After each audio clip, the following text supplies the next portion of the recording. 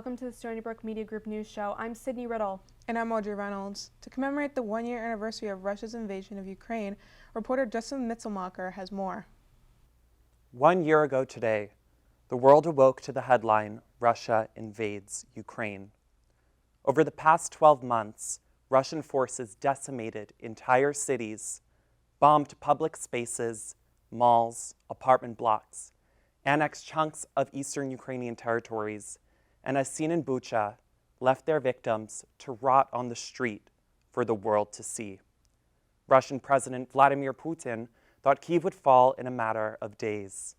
Today, Ukrainian forces continue to shield their major cities and ports. Beyond Ukraine's borders, the invasion triggered the largest refugee crisis Europe has seen since World War II.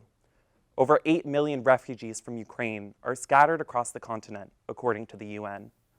Last March, I spoke with Valeria Zofina, an Odessa native who had just fled Ukraine from Moldova with her 5-year-old daughter. With her partner forced to stay behind due to Ukraine's martial law, she then relocated from Moldova to Israel before returning home in October. Joined by her partner Denis Kosenko, I spoke with Valeria in Russian again earlier this week. Почему вы решили вернуться в Украину до конца войны? Потому что было очень тяжело морально.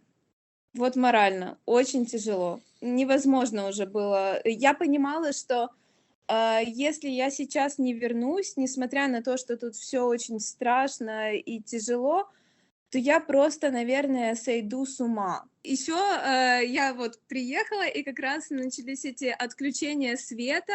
Не было ни света, ни связи, ничего. И вот сейчас вот только буквально пару дней у нас есть свет, потому что все это время его отключали там чуть ли не на сутки, давали по 2 часа в день свет у нас в Одессе конкретно.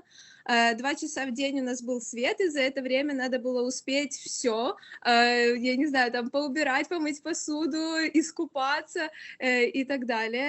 Но пока есть свет сейчас. Да, свет есть. Пару дней есть. Уже восстановили, но обычно, как они восстанавливают, потом прилетает какая-то ракета, и у нас опять нет света по неделе, месяцу и так далее. Потом они опять восстанавливают, и снова что-то прилетает. Чему вы научились, пока были беженцем? Ты учишься ценить каждый момент своей жизни и все, что происходит, радоваться просто каждому дню, и радоваться тому, что все живы, здоровы, потому что это самое главное в жизни, и ничего важнее просто быть не может. Внутри про себя, что ты научилась в это время? То, что я стала сильнее, это факт. Мне теперь кажется, что я все могу. Вот, это точно. Вот прям я чувствую в себе силы, я не знаю, и за мужчину, и за женщину, и за мать, и за кого угодно, просто вот вообще. Вот после данных таких ситуаций, которые происходят стрессовых, очень стрессовых в жизни, ты чувствуешь, ты становишься сильнее, потому что у тебя нет другого выбора. В моем случае точно, потому что у меня есть ребенок, у меня есть ответственность, и как бы... А как в Одессе культура изменилась? Особенно как бы многие там живут русскоговорящие. Ну, во-первых, у нас сейчас Одесса, ее внесли центр города в ЮНЕСКО. Она стала как бы национальным наследием. Да, очень приятно. И да, как бы это, конечно, ну, очень большое событие для Одессы. Вот. У нас действительно очень красивый город с очень красивой архитектурой. Люди у нас, скажем так, начало войны, люди, которые даже больше, там, возможно, поддерживали Россию, еще что-то, начало войны положило как бы этим спорам всем конец. И, конечно, у нас, ну, большая часть однозначно, хотя Одесса русскоязычный город был всегда, но у нас все равно наша основная часть, все, конечно, очень, все за Украину, потому что это как бы один наш дом, и когда в твой дом приходят и пытаются его разрушить, то это не может не объединить людей. По поводу языка, конечно, сложно. Сложно, когда ты всю жизнь жил в русскоговорящем городе, переключиться на украинский язык не так просто, но ты понимаешь, что Это нормально, и это правильно, и так должно быть. Учитывая, когда люди увидели эту всю российскую агрессию, никто не хочет говорить языком оккупанта, так скажем, поэтому, конечно, у нас народ старается переходить на украинский язык. Расскажите мне, пожалуйста, ваше воссоединение, как вы встретили друг друга. Это было, честно, наверное, первую минуту мы просто молчали. Очень, да, как бы очень тяжело было сдержать, стоял ком в горле, потому что вроде как бы мы общались до этого, вот до дня встречи каждый день, но при этом и хотелось, видимо, очень много чего сказать, очень мы просто обнялись. Первый день это все, как знаешь, рыбка прилипала. Я ходила такая возле Дениса, и все, я не могла отлипнуть весь день вообще. И Вика тоже так соскучилась, и мы как бы Да. дочка. И все вместе ходили, обнимались, и не могли поверить своему счастью, на самом деле. Вот просыпаешься с утра, и ты дома, и рядом любимый человек, и что это все правда, и на самом деле происходит, это, ну... И последний вопрос у меня. Что вы оба желаете для Украины в будущем? Победу. Однозначно, да. Вот, мы желаем, чтобы мы победили, чтобы Украина расцветала, чтобы становилось все еще намного лучше, чем было до войны, чтобы в 1000 крат просто было лучше, и чтобы, и вот, я не знаю, мне кажется, что нельзя сказать, благодаря войне об Украине узнали, нет. Но в целом весь мир сейчас знает, что такое Украина, и что мы есть, и какая мы сильная страна, и какой у нас сильный народ, и это очень-очень приятно. И я думаю, что после того, как все это закончится, будет гораздо лучше и в стране, и вообще просто в целом. Хочется очень много, скажем так, народ Украины настрадался за это время, и хочется просто, чтобы после окончания этого всего, чтобы люди просто выдохнули, и чтобы они были просто счастливы, занимались своими обычными делами, какими они бы занимались до войны. И просто, не знаю, очень... Мы обязательно выиграем, это даже не обсуждается, просто хочется, чтобы действительно все люди были счастливы. Они этого заслужили, я думаю, за все это время. Вот, наверное, так, да. Weaponry and economic support from the US and the European Union uphold Ukraine's fight for democracy. I sat down with Polish native Joanna Kazarowska to discuss her country's crucial role in this war. I'm joined with Joanna Kazarowska. Joanna is an internationally acclaimed violinist and director of undergraduate performance here at Stony Brook. But Joanna, one of your proudest titles is your Polish heritage. Last time we spoke a year ago, you told me how music became your escape when the news coming out of Ukraine was overwhelming. How have you now continued to channel music to support the communities affected by this war? Well, the music is continuing to be my escape because thank God I teach music and I'm a musician, so I have an escape in music. I'm not sure if my music is supporting communities, but because I'm supporting Stony Brook community mainly with my music and music teaching. That's where my family is, Stony Brook family, as I called my Stony Brook University place, which I don't treat as a workplace, I treat it as my family here. Students, faculty, co-workers, friends, everybody here. Music has the amazing ability to take you out of where you are mentally, and it's really difficult to escape the news from Ukraine for past year. Every Polish person knows that without there is no free Poland without free Ukraine. I keep repeating that, and that's a sentence that was said 100 years ago by Polish famous politician and army leader Marszałek Piłsudski, who led Poland into independence after more than 100 years of non-existence on the maps. He always said he was trying to help Ukraine to gain independence in the early 20th century. It didn't happen. And he always kept repeating, without free Ukraine, we don't have free Poland. So I think every Polish person is very acutely aware of our history, because history keeps repeating itself. Yeah. Let's talk about again Poland and again. for a second. Let's Sure. talk about Poland.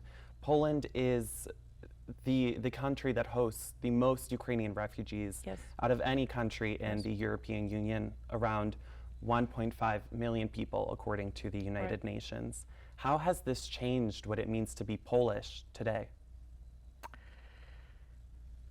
Well, it opened our eyes to possible threats to our sovereignty and independence, because our neighbor is suffering a situation which is unthinkable. I mean, I grew up towards the end of communism time in Poland, and when I was 12, the times changed. We had transformation of political system from communism, with the fall of Berlin Wall and the Round Table in Poland and Solidarity movement. We transformed political system into democratic system, and we joined European Union, and we joined NATO as well. So we felt like, you know, a full member of democratic world. And I'm the generation that experienced 30 years of peace, really. I mean, more than 30 years of peace. I mean, I lived in communism, but we did not have any war going on. There were some problems with of course, communists and them being not good towards people who were against communism. But there was no open war. And so I was the generation who grew up without war, and we were kind of lured into the thinking that such atrocities as First and Second World War will never happen again. And they're happening again and again and again. And that's why Poland opened their homes, and Polish people opened their homes and hearts for Ukrainians, because we feel that we are the same people. We had the history of 600 years of being one country, one kingdom together under many kings. Yeah. So we feel that our brothers and sisters are suffering, and we have an obligation to open. I mean, we took an obligation. An obligation is something that we've been seeing, especially as Poland has become the gateway for military and humanitarian aid, transportation into Ukraine, the main one. And Poland was even subject to a missile strike in November that left 2 dead. Your country has become, as a neighbor, a key player in this war. So I want to ask you, is your support for Ukraine as strong as it was this time last year? It's as strong, if not stronger. Again, there's no free Poland without free Ukraine. That's the historical truth. They are the buffer from the Russian Empire that constantly keeps pushing, and we are they keep pushing west, and they want to establish their reign. And we are really wanting to continue being a democratic, free Western society. And thank you, Joanna, you're very welcome, for showing me how the Polish are thinking and the way that they are showing their support for Ukraine. Thank you for joining me today. Thank you so much.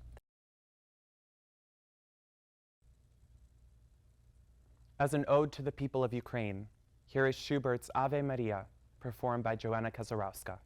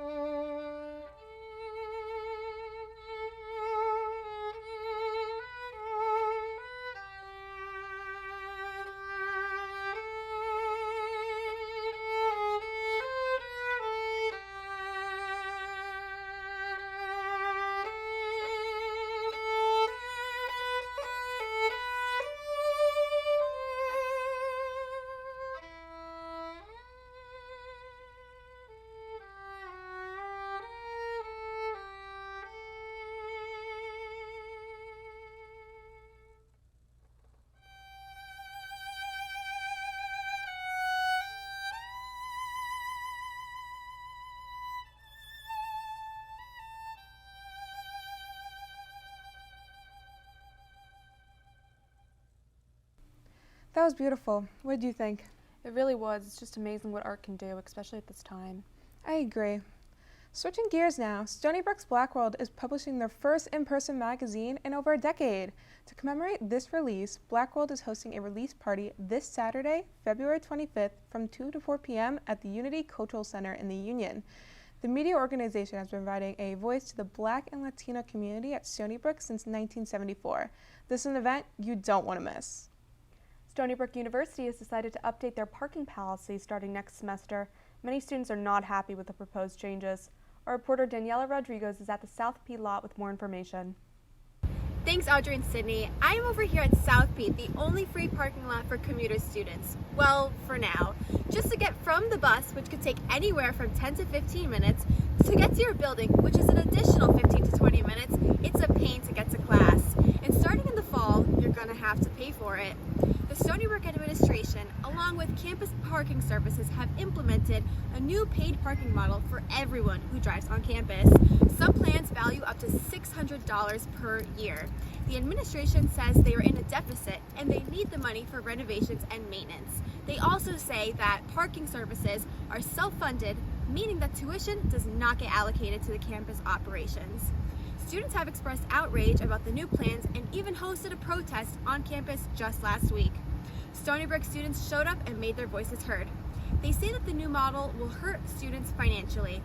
Reporting from South P, I'm Daniela Rodriguez. Our political correspondent, Anastasia Polos, is here to tell us about the recent announcement of Nikki Haley running for president. Anastasia? Thanks, Audrey. The 2024 presidential race is starting to take form. Nikki Haley is the first Republican to announce her bid for president against former President Donald Trump. The former governor of South Carolina and UN ambassador announced her candidacy last week, contrary to previous statements she has made saying she would not challenge former President Trump. In her announcement, she called out D.C., saying, quote, "The Washington establishment has failed us over and over again," end quote. The 51-year-old is running on the platform that generational changes are necessary within Washington, prompting her to run for president. She has captured the media as the first challenger to Donald Trump, leaving the rest of America waiting for who will be announcing their presidential bid next. Thank you, Anastasia. The recent East Palestine, Ohio train derailment is leaving residents concerned for not only their health, but for the environment.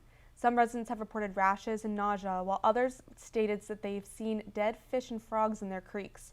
The train that derailed was carrying toxic chemicals like vinyl chloride. The crew on the train stated that they received a warning about the wheel bearing overheating and trying to slow the train down before it eventually derailed. The company, Norfolk Southern, said that 15,000 pounds of soil and 1.1 million gallons of water have been removed in the area because of contamination. However, according to the Ohio EPA, local waterways have had low levels of contaminants, but at this time they do not appear to be of any major concern. Many residents are still concerned for their health, however. This week, Ohio Department of Health opened up a clinic in town to help calm the residents' fears and treat their symptoms. However, the EPA is still assuring the citizens of East Palestine that the water and air have been tested and that they are safe for residents. Stony Brook students are coming together in support of Turkey and Syria after many people have lost their homes and their lives due to the earthquake. With more on the donations is Viola Flowers. More than 2 weeks have passed since the deadly earthquakes that struck both Turkey and Syria, leaving thousands dead and millions displaced. Here at Stony Brook, Turkish and Syrian students are reeling from this devastating natural disaster hitting far too close to home. It's very sad. This past week has definitely been very upsetting. A few of my close friends, relatives, unfortunately, have passed away. With the death toll rising to over 40,000, students grapple with the uncertainty that streaks their country's future. Thankfully, my family wasn't living the places that the earthquake hit, but of course we have other close friends that got impacted. It's really sad to see my own country, my mother nature like that, of course. The Stony Brook Turkish Student Association and Middle Eastern Student Associations joined together in support of the afflicted countries. They hosted a clothing and supplies drive from February 9th to the 13th, collecting over 20 boxes of donations to send overseas. But for international students like Safa, the main goal of the relief campaign is awareness of the disaster. He said that acknowledgement comes first. The donations come second. Syria is not getting enough attention at all. I'm from Turkey personally, but everyone is talking about Turkey. Everyone almost forgot about Syria. Although the drive has ended, students can still show their support by donating to the GoFundMe created by the Turkish student organization. I am very happy to see that my school community is coming together, supporting these countries in times of need. So many people are willing to help, which is beautiful to see. This is not something that's about nations and borders, this is about humanity. And borders have not stopped Stony Brook support. This is Viola Flowers reporting for Journalism 313. Thank you for watching the Stony Brook Media Group's new show. Don't forget to find time for self-care and some sunshine in between your studying. Have a great weekend, Seawolves. Bye, Seawolves.